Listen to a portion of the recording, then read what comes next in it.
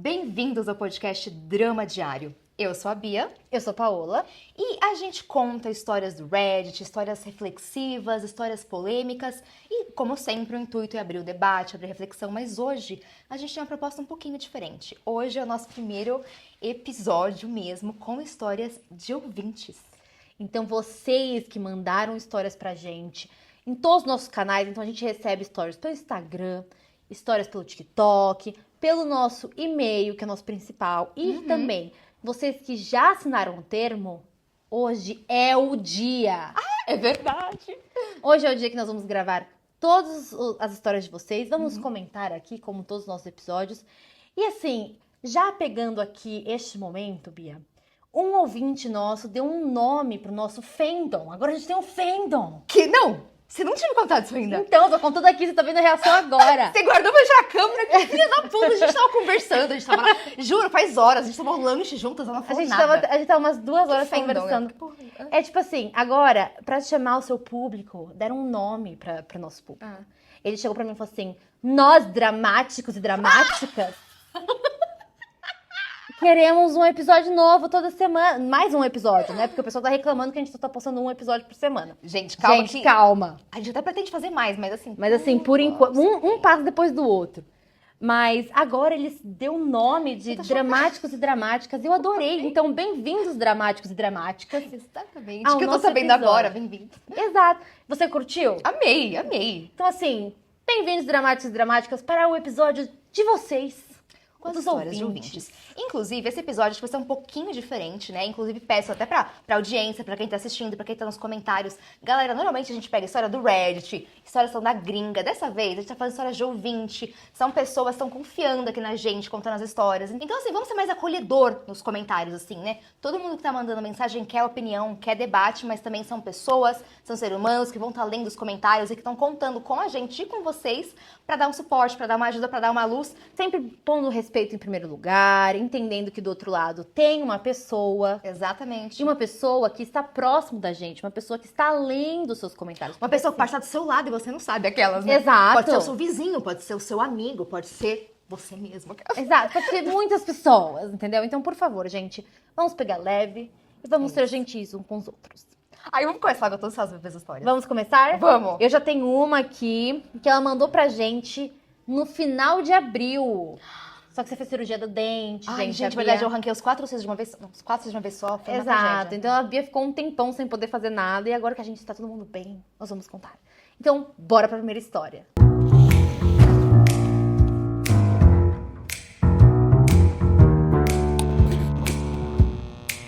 Sou ruim por não querer ter contato com a minha família? Oi, meu nome é Amy, tenho 20 anos, sou casada e estou esperando o maior presente da minha vida, minha filha, o meu milagre. A minha história começa como muitas outras, com uma família que parecia comum por fora, mas que guardava dores bem profundas dentro de casa. Quando eu era criança, meu pai era um homem bom, mas tudo mudou depois que eu fiz 12 anos.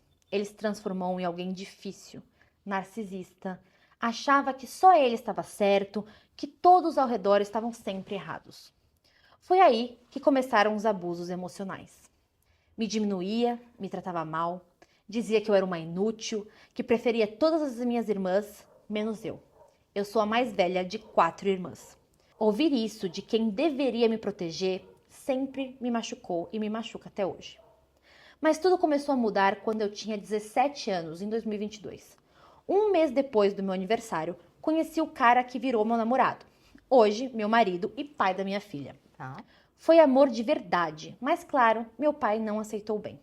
Começou a falar mal dele pelas costas, dizendo que ele só tinha carro e moto porque o pai dele era rico, que ele era um gordo, que não prestava, que ia me abandonar se eu engravidasse. Mas na frente do meu marido, ele fingia ser o melhor sogro do mundo. Uma hipocrisia pura. Com o tempo, comecei a passar os finais de semana na casa do meu namorado. Minha mãe me apoiava. Ela sabia o que eu estava passando dentro da minha casa e que aquilo era viver dentro de um inferno. Toda segunda, depois da escola, ele me levava de volta para casa. E aí começava tudo de novo. Meu pai me xingava de tudo quanto é nome. Dizia que era uma vagabunda, de outros xingamentos ali, que não me dava o respeito e me detonava todos os dias. Isso durou uns 4 meses. Até que, um dia antes da minha formatura do ensino médio, meu pai me expulsou de casa. Disse que se eu estava num relacionamento sério, eu já podia morar com ele. Porque, segundo ele, menos uma boca para eu alimentar. Fecha aspas. Minha mãe, minhas irmãs, ninguém fez nada. Então, eu fui embora. Morei com meus sogros e meu marido, que me acolheram com amor e respeito. Mas como tudo que é bom incomoda, meu pai tentou voltar. Começou a aparecer na porta da minha casa, mandar mensagem, dizer que queria conversar, desabafar. Mas eu já sabia como ele era, ele só queria causar confusão. Minha mãe dizia que quando ninguém dava atenção pra ele, ele procurava alguém pra infernizar e que eu tinha que entender. E geralmente essa pessoa era eu. Ela era escolhida pra ele. Calma, então ele tá entediado, ele quer alguém pra infernizar e ela tem que entender que essa é a vida. Exato. Tentei manter distância, mas ele insistia. E mesmo de longe, continuava falando mal de mim e do meu marido pelas costas. Eu me afastei de vez. Chega de dar espaço para quem só quer me ferir. No final de 2024, descobri que estava grávida.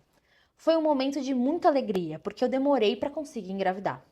Eu tomava anticoncepcional sem acompanhamento médico e isso me causou ovário policístico. Foram 2 anos tentando. E quando finalmente aconteceu, meu pai teve a coragem de dizer: tomara que ela e esse bebê morram. Foi aí que eu soube. Não dava mais. Não quero esse tipo de pessoa perto de mim, nem da minha filha. Desejar a morte de uma criança é um limite que nunca deveria ser ultrapassado. E não foi só ele. Minha mãe sempre se manteve distante. Esquecia meus aniversários, nunca ligava para saber como eu estava. Nem quando eu fui expulsa de casa, ela me mandou uma mensagem. Durante a gravidez, nada, zero preocupação. Minhas irmãs só lembram de mim quando precisam de dinheiro. Se eu dou, me tratam bem por uns 3 dias. Se eu não dou, eu sou horrível. Eu sou a pior irmã do mundo. E quando eu contei que eu estava grávida, ninguém me ligou. Foi aí que eu tomei minha decisão. Vou me afastar. Por mim e pela minha filha. Porque se não fizeram falta na minha vida até hoje, não vão fazer nem pra ela. Muita gente acha que eu sou ruim porque não queria contato com a minha família. Mas meu marido me apoia. Ele conhece meus traumas, conhece as feridas que eu carrego. Não estou sendo cruel. Estou sendo justa comigo mesma. Pela primeira vez, acho que estou escolhendo a paz. Então, eu sou ruim por não querer contato com a minha família? Nossa, definitivamente não. Não. Né? E é uma coisa que a gente já falou em alguns episódios, inclusive, que a gente conversa, né? A gente tem às vezes essa ideia de porque a família é tudo muito bom, é tudo muito acolhedor, mas essa não é a realidade para muitas pessoas. Muita gente não tem segurança, não tem respeito, não tem amor, não tem o que configura uma família dentro de casa. Exato. E assim, você deu todas as chances que você tinha que dar. Eu acho que chegou num momento em que, assim, não dá pra gente tentar sozinho. Tem alguns momentos que as pessoas percebem que você tá se esforçando muito e elas ficam acomodadas. E você abriu seu coração, você deu chance. E é muito difícil, porque quando você escolhe a pessoa que você quer passar sua vida junto, e as pessoas implicam com essa pessoa, e essa pessoa é a única pessoa que realmente te conhece e te acolhe, a resposta tá aí. Às vezes a família não é quem te dá luz, ou quem deveria estar ali, porque o elo de sangue tá ligado. Às vezes você tem que escolher uma família. Você tem uma família que você encontra essa família. Então eu fico muito feliz que aqui você fala que o seu marido e a família dele te acolhem. Porque passar por tudo isso sem ter um grupo de apoio já é muito difícil. Tendo um grupo de apoio que pelo menos não só te deu casa, mas te deu a oportunidade de ser quem você é, de se sentir acolhida, é muito importante. Então, que bom que você tem a família do seu marido e o seu marido. E que bom que você tomou essa decisão, sabe? Porque é uma decisão muito corajosa. Muito corajosa. É muito difícil de ser feita.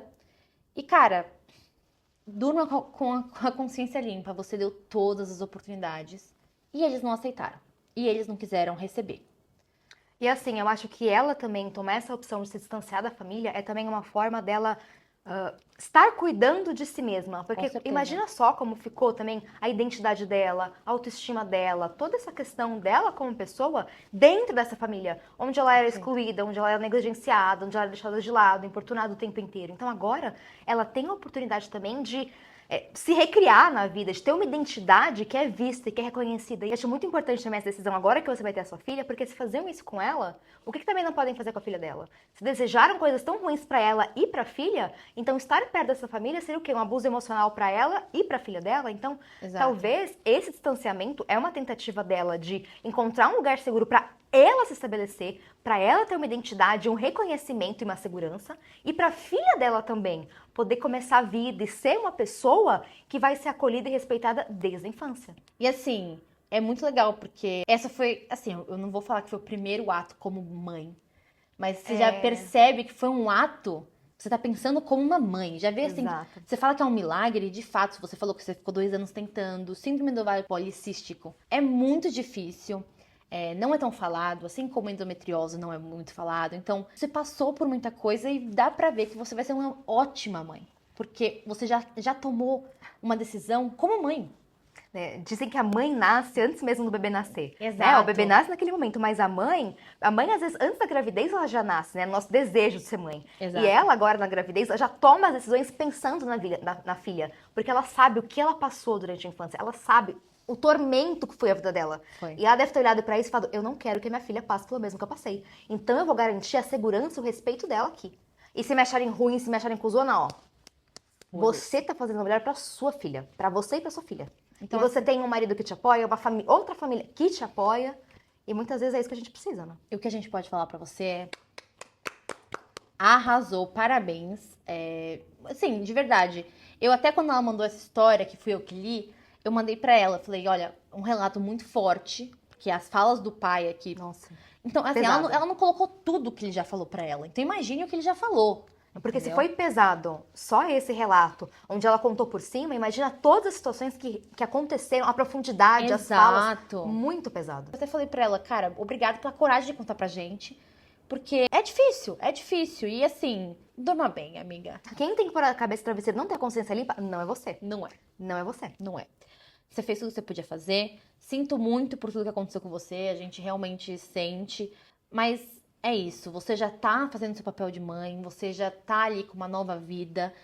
Ficamos felizes por você ter conseguido encontrar essa nova família pra você. Tá construindo uma família nova. A sua família é alguém que te respeita, um lugar que se sente bem. E é isso que você tá fazendo. E eu fico pensando até de... a proposta em mandar uma história dessas pra gente ler, pra gente debater, fico pensando o quanto muitas pessoas que a conhecem, ou da família mesmo, ficaram julgando, ou ficaram fazendo comentários assim. E quem tá vendo de fora e quem tá ouvindo o relato dela vai conseguir ter uma empatia Diferente. que quem tá dentro da família não tá vendo. Exato. Como, por exemplo, essas pessoas que fizeram isso com ela. Exato. Ela fala que tem gente que acha que ela é ruim. Não, você não é. Gente, não. A gente falou em outro episódio, eu até dei essa dica do episódio, que foi escutar a Matilda do Harry Styles. Você pode colocar no Google, assim, Matilda Harry Styles, tradução. E ele fala literalmente isso, assim, não se culpe por você decidir fazer uma festa e não convidar a família que nunca te deu amor. Tudo bem. Não se sinta culpada de ter tentado pra caramba e não ter conseguido. Uhum. Porque não depende de você, entendeu? Você tentou, você deu tudo que você tinha que dar. Você deu o amor que tinha que ser dado.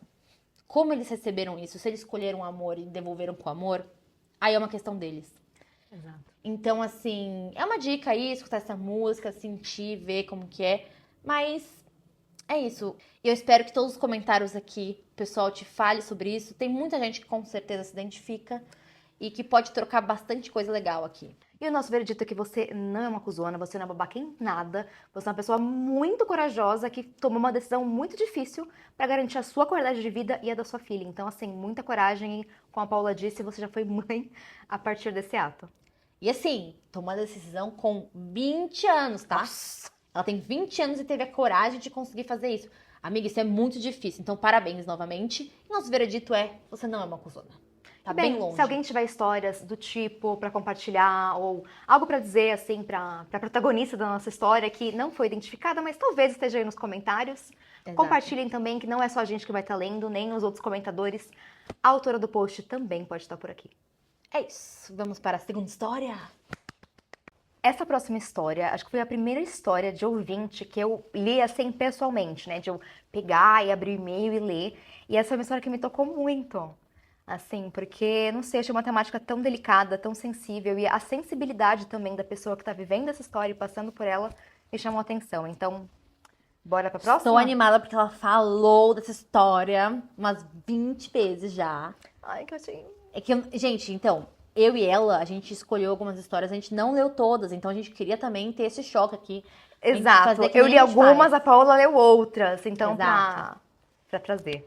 Bora. O título é Ciúmes de um Amor que Morreu, literalmente.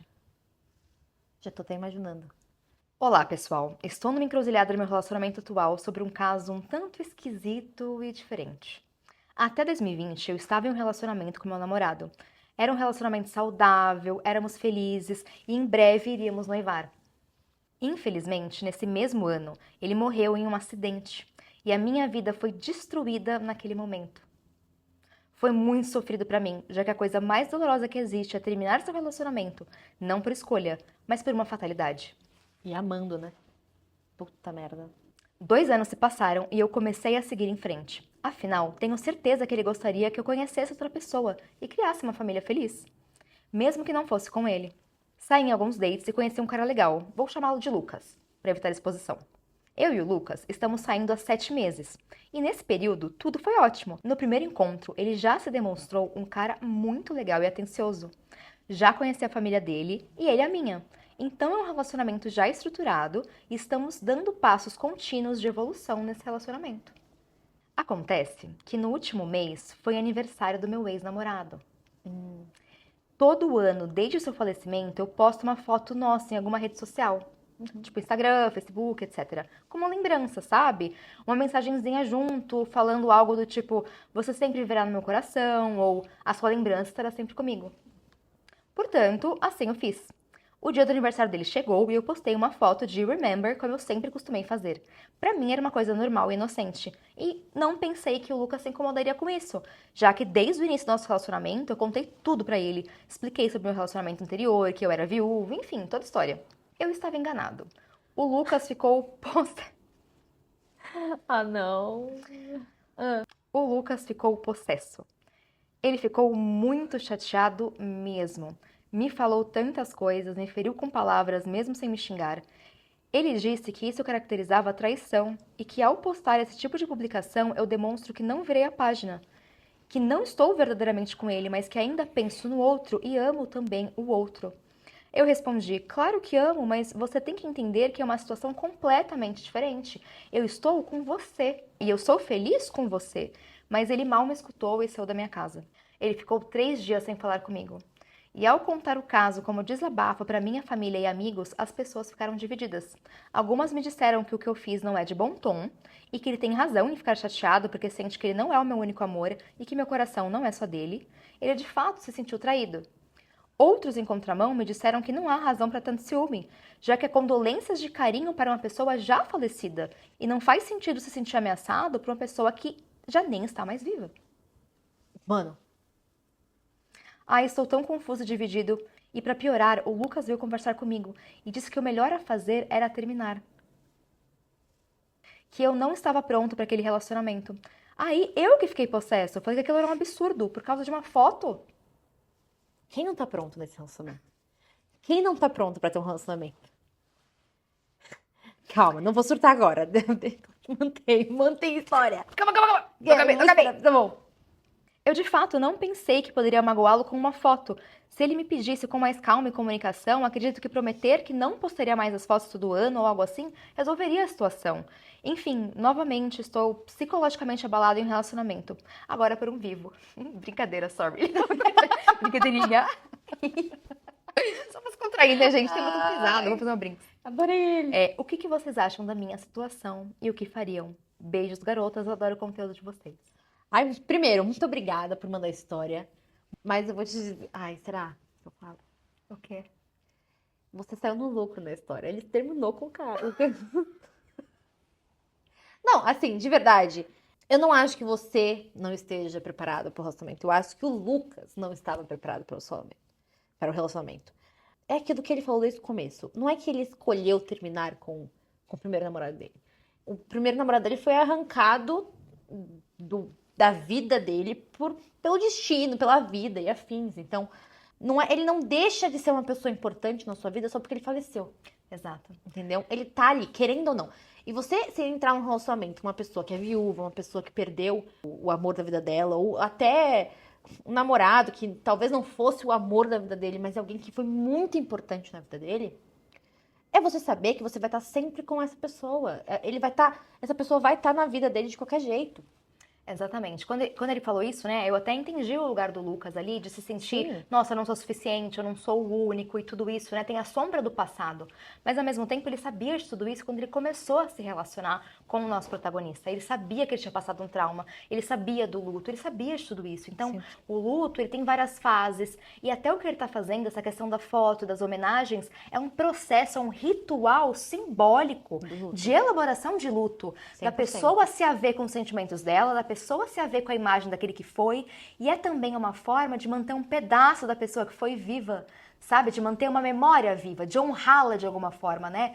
Do tipo assim, você ainda tá de alguma forma aqui com a gente, mesmo que essa pessoa não esteja. Então, para se relacionar com alguém que já perdeu alguém, que tem um luto muito grande, entender isso é fundamental. Agora, 100%. isso não significa que ele não ame o parceiro, que ele não esteja pronto para um relacionamento, porque são coisas distintas. Inclusive, me parece que quem não tá pronto, talvez, é o Lucas. Ou quem não tá preparado para se envolver num relacionamento mais complexo, é ele. É ele. Não Porque o você. nosso protagonista, ele passou por tudo, ele entendeu os sentimentos dele, ele elaborou, ele tá seguindo em frente. E Exato. mesmo assim, mesmo nesse conflito, ele ainda se disponibilizou de falar, não, será que eu não posso mais? Será que não sei o quê? O que eu posso fazer? Ele tá tentando fazer alguma Sim. coisa, né? Enquanto o outro, ele não deu nem margem pra conversa. Ele só tira dele de reto e sai fora. E vazou. Meu avô, por parte de pai, meu avô ficou viúvo e ele sempre deixou uma foto da minha avó ali, na estante da casa dele.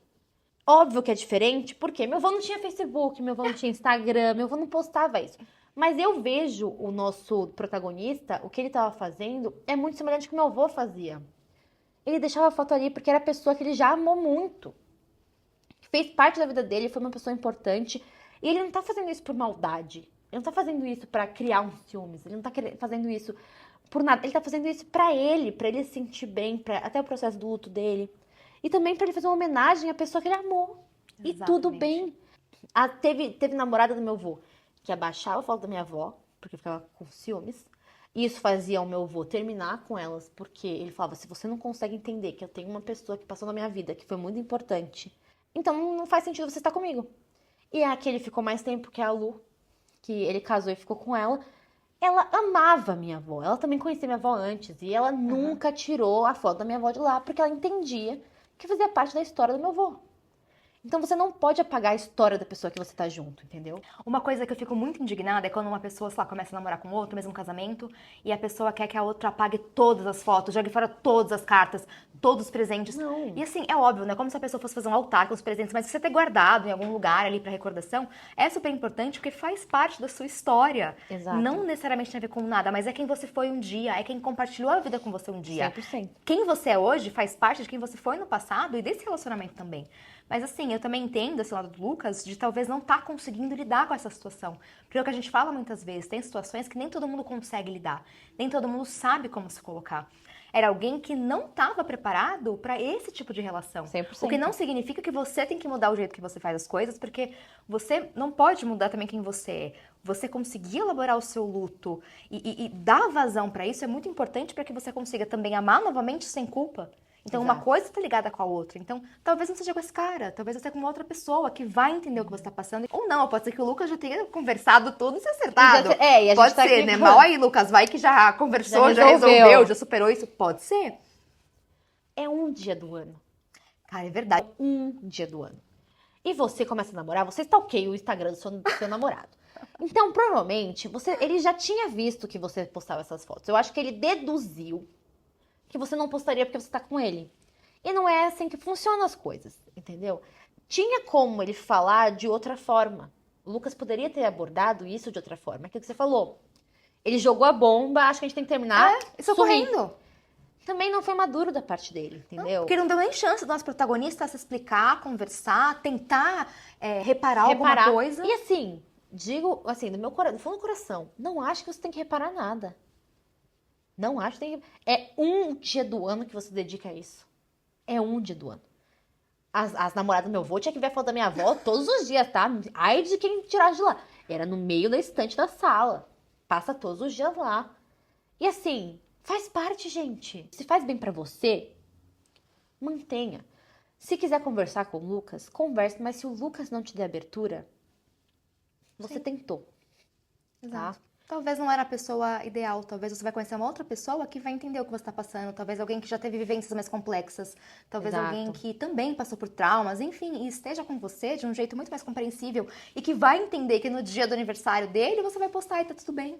Exato. Também é uma coragem você postar ali, você mostrar a sua Claro. fragilidade, porque você tá mostrando que você tá em luto ainda.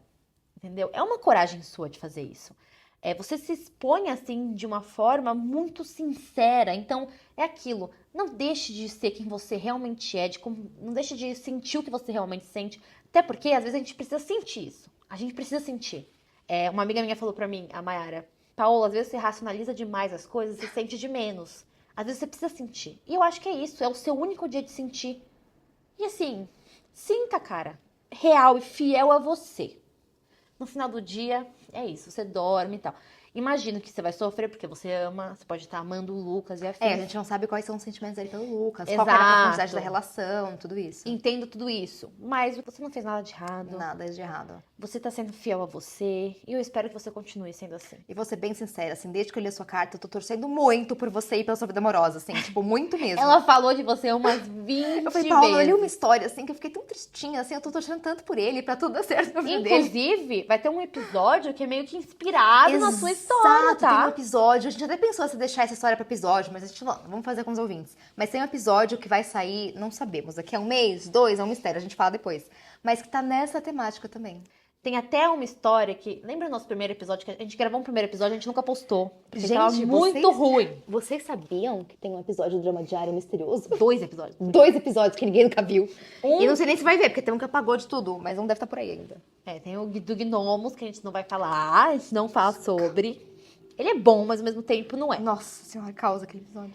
E tem um que ele tem uma temática semelhante, que inclusive eu vou contar no nosso... Eu vou recontar essa história no outro episódio. Que é muito semelhante com a sua história. Então, a gente aconselha quando sair, você também escuta, porque a gente também vai debater lá e afins. Então, você inspirou muito, você impactou demais a gente. A Bia ficou... Nossa! Entendeu? E agora, escutando a história, eu entendi. E, enfim, você inspirou outro episódio nosso. Então... E bem, e quem tá ouvindo história, conta pra gente também, já passou por uma situação parecida, já perdeu alguém, ou conhece alguém que perdeu alguém, como que foi pra entrar em um relacionamento, enfim, histórias que vocês tenham também de pessoas que já perderam, ou que se relacionaram com alguém que perdeu uma pessoa, enfim. Que palavras vocês têm aí de exemplos, ou de Exato. acolhimento, de qualquer coisa pro nosso protagonista, e também compartilhar experiências, né, porque às vezes conhecer outras pessoas que estão passando por algo parecido, assim, pode fortalecer muito. Então, Exato. Então, se deixem você seus tiver alguma comentários. coisa pra falar pro nosso protagonista, deixa nos comentários, gente. E Que ele deve estar por aí. Ele deve com estar certeza, por aí. ele vai ler. Vai ler. Ele vai ler e aí, com certeza ele vai querer a opinião de vocês, mas lembrem, com muito respeito e muito cuidado. Exato. Senão a Paola vai dar... Eu respondo vocês, viu? Eu falo, gente, para de ser sem noção. Aí eu sou bloqueada pelo TikTok. A terceira história, Bia, a temática não é muito semelhante, na realidade não tem nada a ver. Tá. Meu marido se apaixonou pela minha prima. Olá, Drama Diário e todo mundo. Meu nome é Jota e vim contar pra vocês uma história que mudou totalmente a minha vida. Essa aqui, gente, ela é profissional. 2 informações que contextualizam a minha história. Ela já deu uma contextualização. 1. A cada 2 anos, no Natal e Ano Novo, minha família, por parte de mãe, se reúne em uma chácara. 2. De 2009 a 2018, eu vivi um relacionamento em que eu não era oficialmente casada, mas eu morava junto. Este relacionamento era bom, a gente se dava super bem e tinha bastante afinidade. Vamos então à história. Em 2015, a reunião da família foi em uma cidade do interior de São Paulo e eu não pude ficar por lá o tempo todo, porque eu estava fazendo minha monografia da pós. Durante essas idas e vindas, eu tive uma crise no relacionamento, porque soube que o meu namorado estava conversando com uma das minhas primas e falando umas coisas que eu achei bastante estranhas, para ser apenas uma amizade. E eu entendi que era um flerte. Eu cheguei a sair de casa, mas ele foi atrás de mim, me pediu perdão e eu voltei. Em 2017, a família se reuniu em São Paulo E algumas pessoas dormiram na minha casa e outras dormiram no local que estava acontecendo essa reunião de família. E novamente tive problemas com meu namorado e a mesma prima. Esse cara foi para casa dos pais para passar a noite do Natal e voltou no dia seguinte de manhã. Essa minha prima e o irmão dela dormiram na minha casa. Mais tarde, eu ainda estava em casa e eu estava fazendo sala pro meu primo e um amigo dele que ele trouxe para passar o dia com a gente. E quando eu fui pro meu quarto terminar de me arrumar para irmos encontrar a família toda, vi o meu namorado deitado na minha cama com a minha prima, fazendo carinho no cabelo dela. E os dois batendo papo e rindo, rindo, rindo. Ele nem se preocupou comigo lá. Nem pensou em sair de lá. Ou ao menos se assustou com a minha entrada. Ele não ligou. Como se não fosse um problema eu chegar lá e os dois estavam daquele jeito. Eu fiquei meio assim, mas eu falei na hora que não ia criar um climão e segui meu caminho. Chegando no local, falei pra minha irmã que eu achava que ele estava com um crush na nossa prima. Eu estava meio nervosa, mas não queria deixar aquilo estragar o meu dia e fiquei meio que rindo de nervoso, fazendo piadinha. Vou deixar estragar o meu dia, já estragando o dia, semana, o ano, mês. Aquela coisa tudo. meio Chandler, sabe, de Friends. Vou fazer piada pra não sofrer tanto. Minha irmã ficou brava porque eu estava rindo, porque considerou uma situação super grave, uma falta de respeito. E eu falei pra ela que eu não estava entendendo direito, então eu ia deixar passar. Olha, a gente vem de uma longa linhagem de pessoas que dão risada, às vezes, em situações de nervoso. Exato. Não, então a gente entende. Assim, gente, a nossa família... A minha mãe não pode deixar... Se a minha mãe começa a ficar nervosa, ela começa a ter uma crise de Nossa, riso. é verdade. Eu faço piada com absolutamente tudo. Então a gente entende. A gente entende. Esse namorado era conhecido por ser muito carinhoso, ficava sempre grudado em mim, de mão dada, me abraçando. Toda hora veio me perguntar se estava bem, se eu queria alguma coisa. Nesse dia, especificamente, ele não agiu assim. E minhas tias até ficavam me perguntando o que tinha acontecido, o que estava acontecendo, porque ele estava assim. E eu falei que eu não estava sabendo de nada e que eu estava também achando muito estranho. Passou o dia, teve almoço e tudo mais, e ficamos lá até de noite. A gente foi embora para casa e aí eu tive uma conversa com ele para entender o que estava rolando. E ele me falou que realmente ele estava envolvido com ela. E que, aparentemente, ela correspondia a todos os sentimentos dele. Nesse momento, eu fiquei bem emotiva e ele estava com um ar meio pensativo. Foi muito complicado. O clima da minha casa ficou super pesado, mas conversamos muito e ele falou para eu ficar tranquila que não ia acontecer mais nada. Ele não ia ficar conversando com ela e tudo mais. Pelo que eu entendi aqui, gente, me parece que ele estava envolvido emocionalmente e não tinha feito nada físico. Ainda, teoricamente, não sabemos. No dia seguinte, então, 2 dias depois da noite de Natal, saímos com a família para comer fora. Ele foi direto do trabalho e eu fui de casa. Na volta, fomos a pé para casa. No caminho, eu perguntei a ele se ele tinha falado com ela ou não, e ele acabou me dizendo que sim, ele tinha falado com ela, que não tinha conseguido ficar um dia sem falar com ela. Nesse dia, eu dei uma surtada. Eu deixei andando sozinho e eu não voltei para casa. Saí para andar um pouco e esfriar minha cabeça. Minha tia, a mãe dessa minha prima, me ligou. O porquê? Não faço ideia. Mas eu gritei com ela no telefone. Falei que a filha dela estava causando a minha separação e que eu tinha acabado com a minha vida e tal. Mas foi um momento muito nervoso. Voltei para casa determinada a entender como resolver a situação definitivamente. E ele me disse que estava arrependido e ficou tentando se justificar várias vezes. A minha vida estava toda estruturada junto com ele. Então não era uma decisão fácil de tomar. Claro. Aí ela coloca aqui um parênteses. O que eu acho mesmo é que ele não queria ficar sozinho. Fecha parênteses. Simplificando muito. Depois de conversar por horas e horas, durante dias, e tentar entender o que estava passando entre nós, eu acabei chegando à conclusão que eu estava meio que no caminho deles. Essa sensação era muito forte em mim. E aí já viu. Já vi várias histórias de pessoas que já se relacionaram com alguns familiares do cônjuge e que deu tudo certo. E eu, que não acho que sou um floco de neve, não acho que sou exceção, achei que podia estar acontecendo isso comigo. Eu estar no meio de um relacionamento que poderia dar certo. Eu passei a me esforçar para levar isso da melhor forma. Ou era isso, ou levar a história para o programa do Ratinho. No começo do ano, eu contei para minha mãe o que estava acontecendo. Minha mãe achou um absurdo tudo isso e discordou do jeito que eu estava reagindo. Eu falei para ela que eu estava tentando fazer o melhor que eu podia para ajudar a resolver a situação e para não ficar com uma sensação no futuro de que eu deveria ter feito algo diferente, que eu estava atrapalhando os dois. Foi quando eu tomei a decisão de falar com a minha prima, para ela ficar ciente de que estava tudo bem para mim. Nessa altura, devia ser dia 6, 7 de janeiro, e eu expliquei para ela por mensagem que eu estava sabendo de tudo, que não era um segredo para mim, e que eu estava tentando entender junto com ele qual era a situação e que minha relação com ela era incondicional, que eu estava sempre do lado deles, que eu ia encontrar uma forma de resolver isso e que eu ia tentar ser o mais acolhedora possível. Amiga, isso eu não teria feito nunca, tá?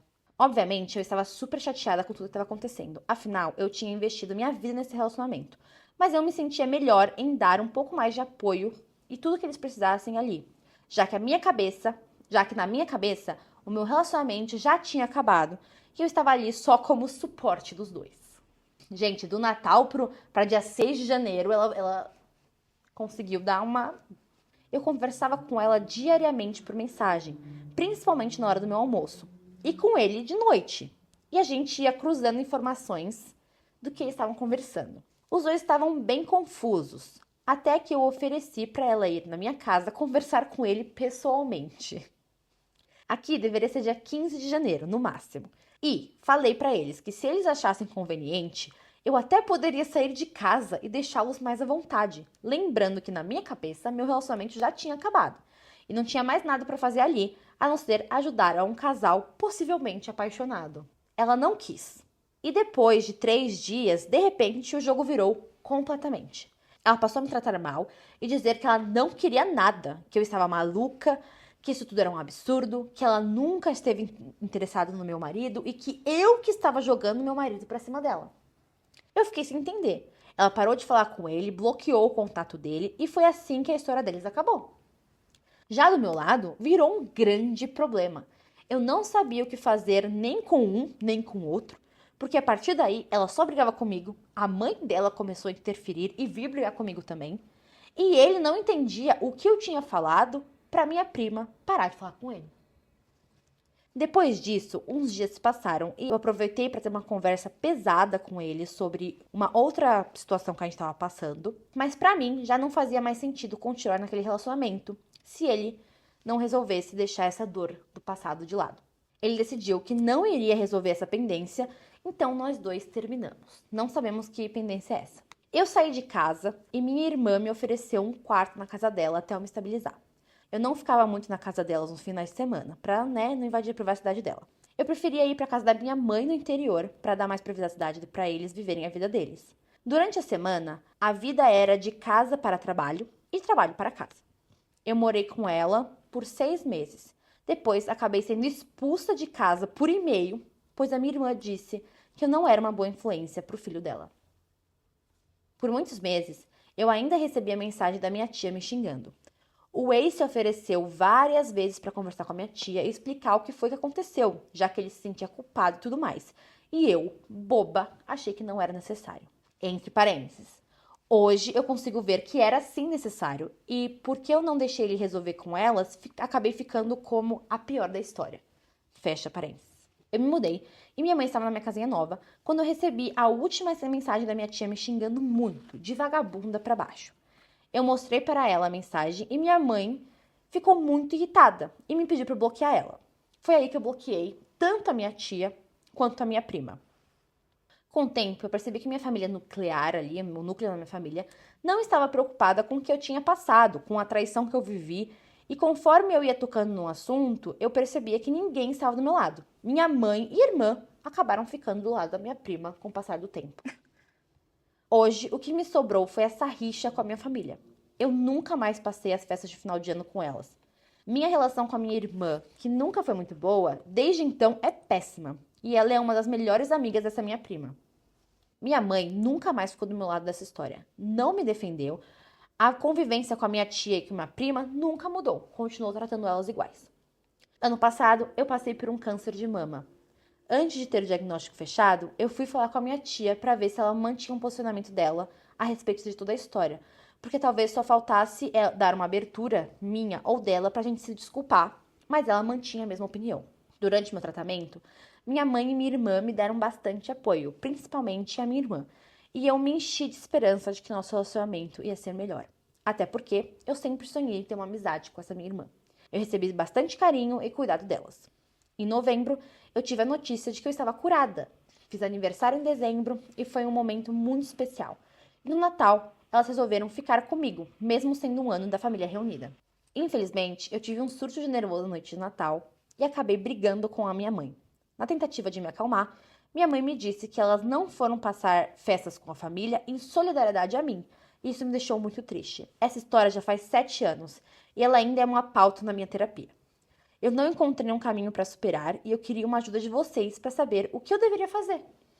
Espero que tenha dado para entender. Um grande beijo. Eu comecei a acompanhar o podcast agorinha e já amo muito. Muito obrigada.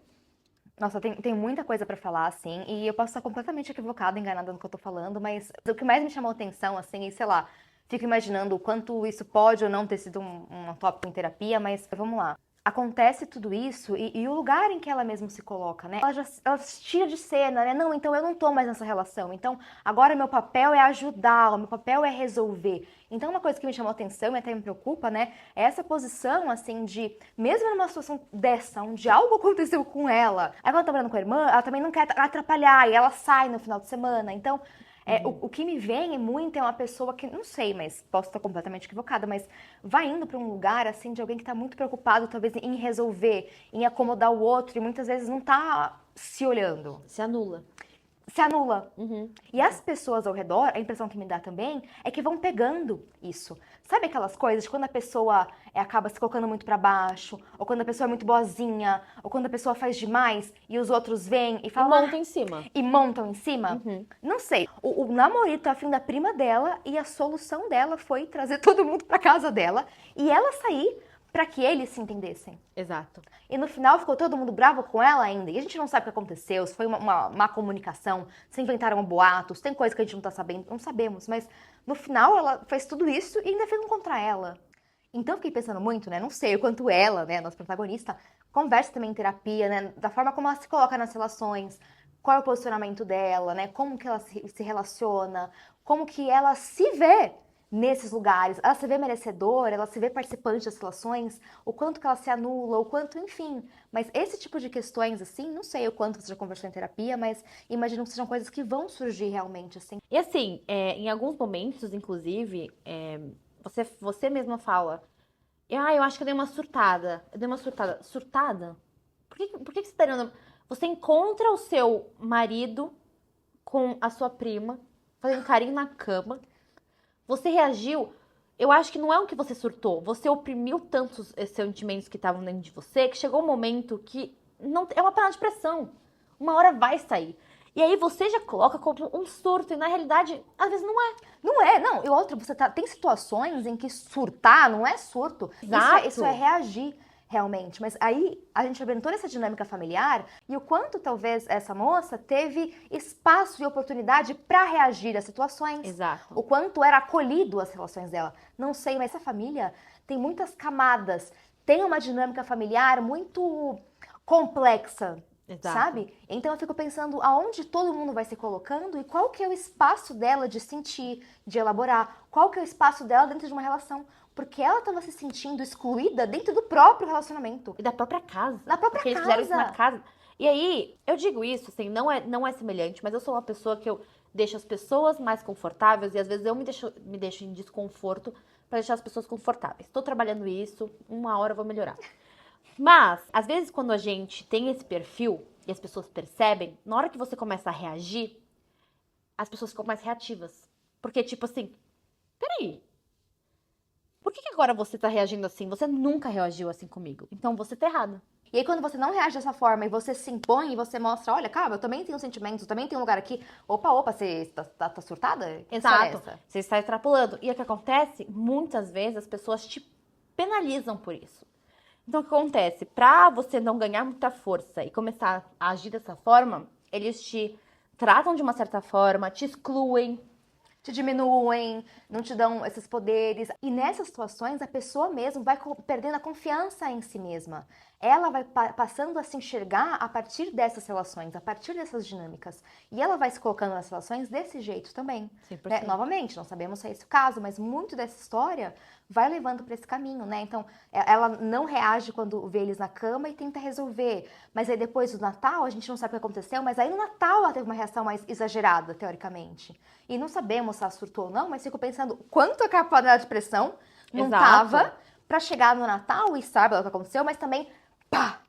E as outras pessoas, em vez de sustentar, em vez de acolher, qualquer coisa, Sim. também, então você surtou, tchau. E não é bem assim que funciona, E a mesma né? coisa, não sei se é o caso novamente, mas, por exemplo, você fala aqui que você foi morar com a sua irmã, e aí uma hora você é expulsa de lá e é fixo. Mas assim, você começa contando que você foi morar lá, e de final de semana você saía de lá porque você não queria incomodar, e aí depois você vai pra casa da sua mãe, só que na sua mãe provavelmente aconteceu alguma coisa que você também não queria incomodar.